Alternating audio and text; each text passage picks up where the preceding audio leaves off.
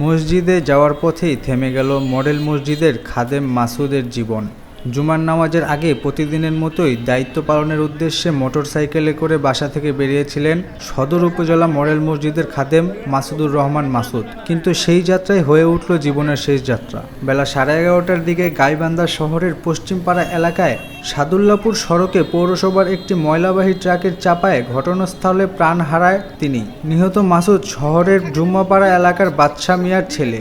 নিহতের স্বজন ও প্রত্যক্ষদর্শীদের ভাষ্য, মসজিদের উদ্দেশ্যে যাওয়ার সময় বিপরীত দিক থেকে আসা একটি ময়লাবাহী ট্রাক তাকে চাপা দিয়ে দ্রুত ঘটনাস্থল ত্যাগ করে। মুহূর্তেই নিভে যায় এক তরুণ প্রাণ, আর শোকের ছায়া নেমে আসে পরিবার, স্বজন ও পরিচিতজনদের মাঝে। খবর পেয়ে পুলিশ ঘটনাস্থল থেকে মরদেহ উদ্ধার করে ময়নাতদন্তের জন্য গাইবান্ধা জেনারেল হাসপাতালের মর্গে পাঠিয়েছে।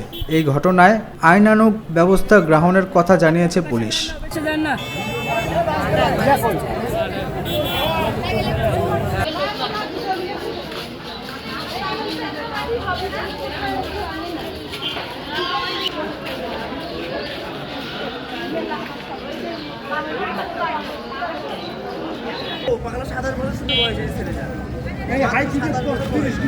বয়সটা বড় কথা না, আমার কথা